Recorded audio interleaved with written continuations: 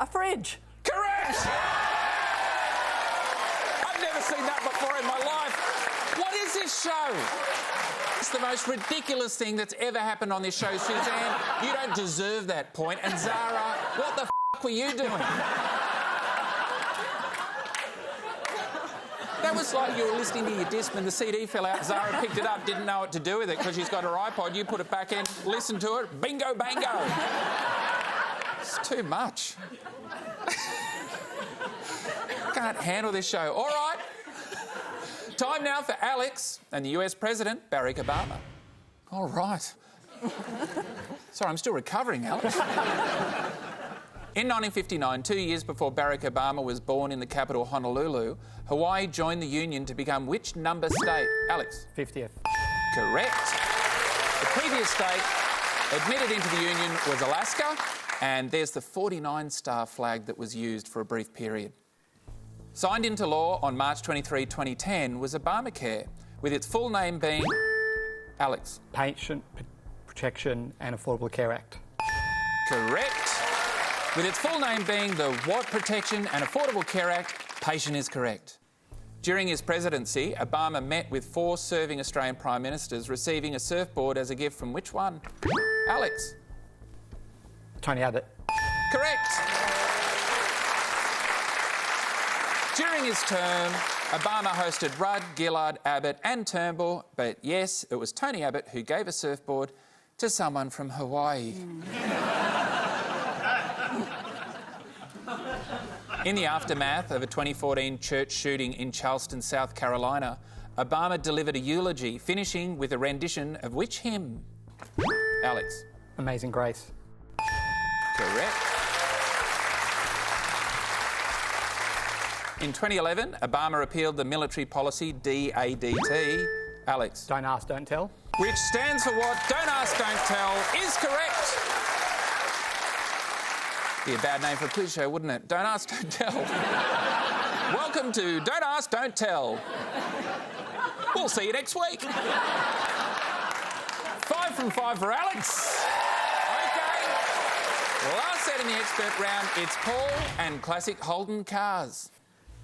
In 1856, James Alexander Holden started an Adelaide business selling which leather horse accessory? Paul? Saddles. Correct. Even back then, people were like, Ford saddles are better. Eager to start car manufacturing in Australia and writing to offer assistance to GMH as Minister for Post-War Reconstruction was which future Prime Minister? Suzanne for the steal. Robert Menzies. Incorrect, still open. Paul? Chifley. Correct. Yeah, if Holden didn't make a car, the government were considering making their own. Can you imagine that? A government-made car. Petrol stations would be like Centrelink. Serving as a patrol vehicle in television series Matlock Police and relaunched in 2001 is which muscle car? Paul? Monaro. Correct. I know Matlock was set in a small town, but a 2-door car for a police car, that's taking a piss. Every time you arrest someone, can you get in the back? Oh, hang on. I just got to put the seat forward. Yeah, can you just... The handle's underneath, mate. The handle... Oh, he's run away again. Promoting the Kingswood, a 70s television jingle asserts... Paul? Meat pies, football. Incorrect. I have to accept your first answer, meat pies. I'll finish the question. That Australians love Holden cars as well as football, meat pies and what else? It's open. For the steal, it's Suzanne. Kangaroos. Correct. Double points to you. Let's reminisce. Football, meat pies, kangaroos and Holden cars. Football, meat pies, kangaroos and Holden cars. That's football, meat pies, kangaroos and Holden cars. How bloody Aussie is that? Last question in your set, Paul. Designed in 1928 by War Memorial sculptor Rainer Hoff, the Holden logo, a lion with a stone, symbolises a myth about which human innovation? Paul? The wheel. Correct! The myth goes that man invented the wheel after observing a lion rolling a rock OK, at the end of the expert round, Suzanne, you're at the bottom on 10, made up a bit of ground. You can still make up some more ground in my round. We've immersed ourselves in their subjects. Now let's immerse ourselves in mine. Tom's round. Tom's subject, multiple choice. This week, I've been really getting into feminism. This round is multiple choice. Select your answers on your screens, then press the buzzer to lock in your answer. In a landmark 1851 speech, former slave abolitionist and women's rights campaigner Sojourner Truth said she could do what as much as any man? A. Eat. B. Sleep. C. Burp. D. Complain. The answer is A. Eat. At the 1968 Miss America pageant in Atlantic City, what did protesters do with bras to symbolise throwing off their oppression? A. Put them in a bin. B. Throw them off the boardwalk. C. Burn them. D. Eat them. The answer is A. Put them in the bin. Yeah, the myth of bra-burning feminists originated at this protest. The truth is less exciting. They all just put them in the bin because they were militant but tidy. Nigerian writer Chimamanda Ngozi Adichie's speech, "We Should All Be Feminists," is featured in which song? A. Helen Reddy's I Am Woman. B. Beyonce's Flawless. C. Madonna's What It Feels Like for a Girl. D. Leslie Gore's You Don't Own Me. The answer is B. Beyonce's Flawless. The speech "We Should All Be Feminists" was given as a TED Talk that Adichie later adapted into an essay of the same title. Nobel Peace Prize winner Malala Yousafzai says she was inspired to call herself a feminist after listening to a speech by which woman? A. Julia Gillard. B. Oprah Winfrey. C. Germaine Greer. D. Emma Watson. The answer is D. Emma Watson. Last question in my round is worth double points. In her best-selling book, Bad Feminist, which of these is the only activity the author Roxane Gay does not own up to doing? A. Wanting to dance to Blurred Lines. B. Liking the colour pink. C. Reading Mills and Boon books. D. Faking orgasms. E. Crying at work. F. Watching The Real Housewives of Beverly Hills. She does all those activities bar one. The answer is C. Reading Mills and Boon books. All right, at the end of my round, Paul, you're at the bottom on -10. You know what that means? Get over here.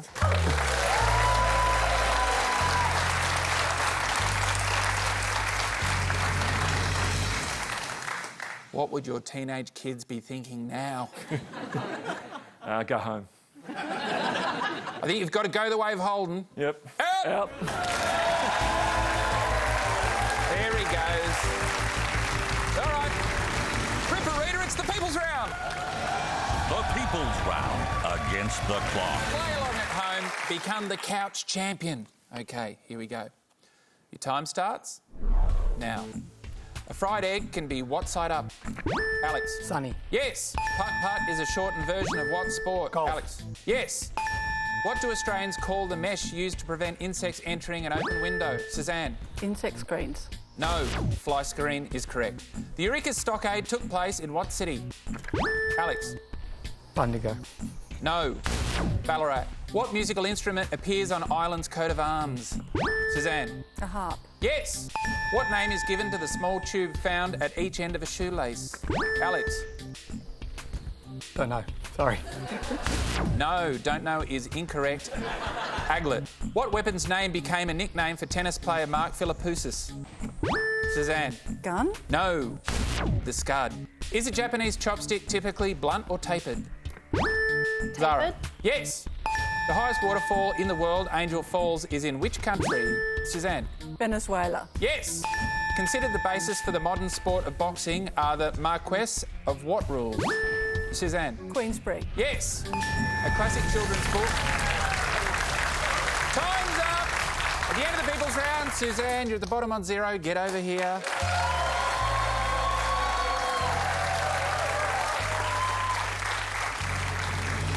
How do you think you went, Suzanne? Pretty crap.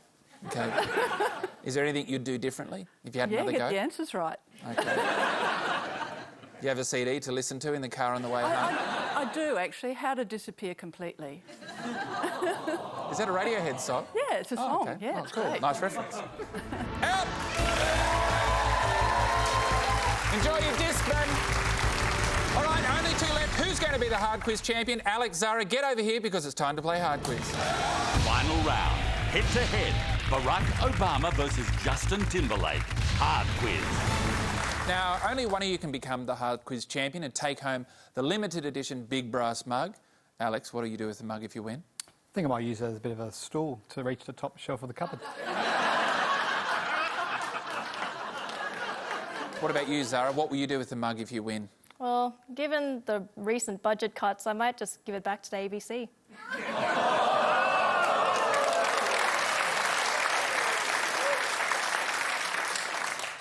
There'll still be no late line. It's best of 5, penalty shootout style, harder questions on your expert subjects. So it's Alex's knowledge of Barack Obama versus Zara's knowledge of Justin Timberlake. Let's play. Hard!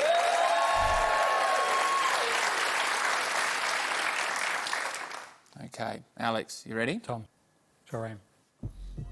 On April 29, 2011, the President gave the order to raid Osama bin Laden's compound in Pakistan in an operation with what official code name?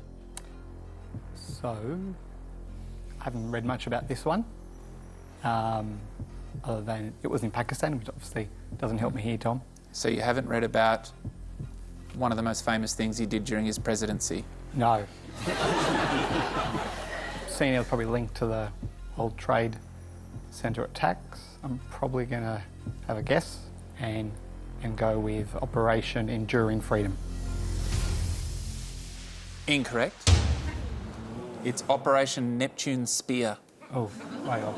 Because Neptune Spear is the trident which appears on the US Navy's Special Warfare insignia. The 3 prongs represent the capacity of SEALs on sea, air and land. Zara. Timberlake received his first Oscar nomination for Can't Stop the Feeling, his original song from the animated film Trolls, losing to a song from which film? Oh gosh, I just spoke about this, I think. What else was in that movie? I can't think of it. It's something from La La Land, I think, maybe. Just gonna make up a song. Your song.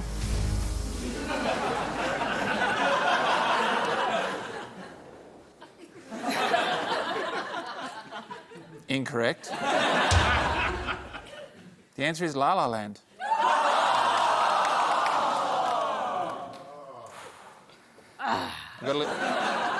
Here's a little quiz tip for you. Listen to the question. The question, I'll read the question again. It was No, don't do that. Don't do that. I'm going to do it. Timberlake received his first Oscar nomination for Can't Stop the Feeling, his original song from the animated film Trolls, losing to a song in which film? It hurts the second time. Alex. In his 2015 memoir, Geir Lundestad wrote that many of Obama's supporters believed it was a mistake about what decision? I'm going to go with his memoirs, so take it was Dreams from My Father.